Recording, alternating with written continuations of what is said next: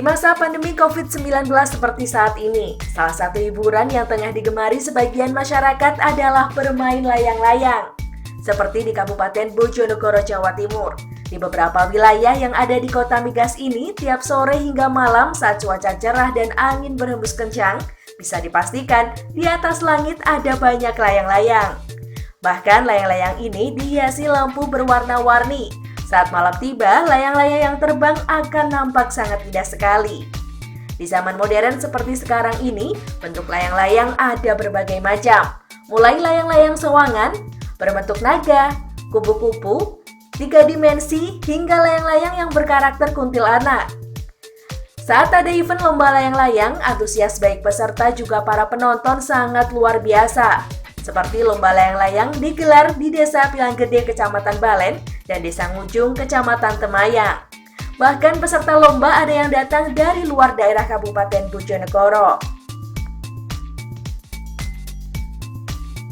Nah, kira-kira Sobat Walkers tahu nggak sih sejarah layang-layang sendiri? Kira-kira layang-layang itu dari negara mana ya? Apakah dari Nusantara?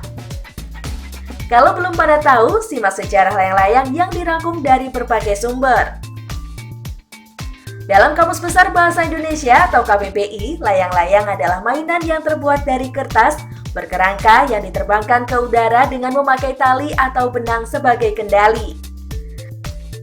Dirangkum dari berbagai sumber menerangkan bahwa layang-layang atau layangan atau wau yang biasa disebut di sebagian wilayah Semenanjung Malaya merupakan lembaran bahan tipis berkerangka yang diterbangkan ke udara dan terhubung dengan tali atau benang ke daratan sebagai pengendali.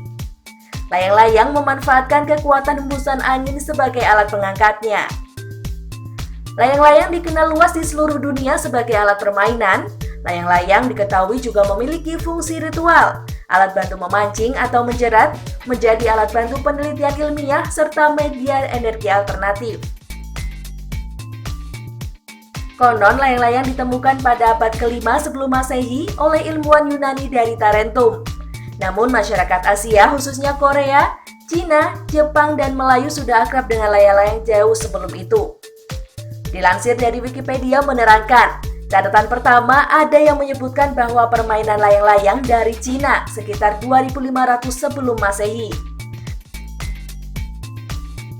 Sedangkan penggambaran layang-layang tertua adalah dari lukisan gua periode Mesolitik di Pulau Muna, Sulawesi Tenggara, yang telah ada sejak antara tahun 9500 hingga 9000 tahun sebelum Masehi. Lukisan tersebut menggambarkan layang-layang yang disebut kagati yang masih digunakan oleh orang-orang Muna modern. Layang-layang ini terbuat dari daun kolope atau umbi hutan untuk layar induk, kulit bambu sebagai bingkai, dan serat nanas hutan yang dililitkan sebagai tali.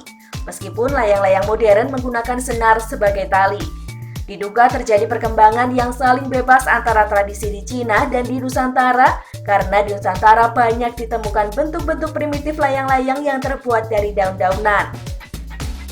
Di kawasan Nusantara sendiri, catatan pertama mengenai layang-layang adalah dari sejarah Melayu atau Sulalatu Salatin abad ke-17 yang menceritakan suatu festival layang-layang yang diikuti oleh seorang pembesar kerajaan. Dikutip dari laman Kementerian Pendidikan dan Kebudayaan, menjelaskan permainan layang-layang atau yang disebut dengan kagati telah dilakukan oleh nenek moyang masyarakat Muna sejak 4000 tahun yang lalu. Pengetahuan ini diperoleh berdasarkan penelitian Wolfgang Pick pada tahun 1997 di Muna. Wolfgang Pick sendiri merupakan seorang konsultan dari Kite Aerial Photography Scientific Use yang berasal dari Jerman. Dalam penelitiannya, merupakan tulisan tangan manusia yang menggambarkan layang-layang dalam Gua Sugi, Desa Liangkobori.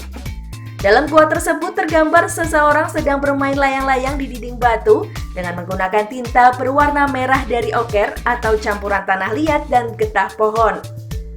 Penemuan lukisan di Gua Sugi Patani dikatakan Wolfgang Pick telah mematahkan klaim yang menyatakan bahwa layangan pertama berasal dari Cina pada 2400 lalu.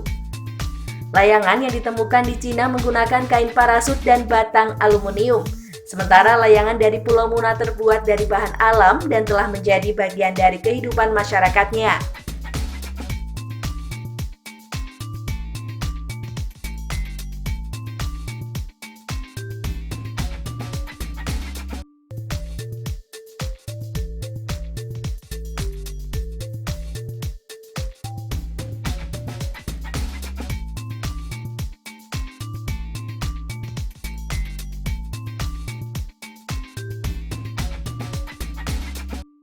Wah Sobat Vloggers, ternyata permainan layang-layang sudah dimainkan oleh nenek moyang Nusantara pada zaman dulu ya.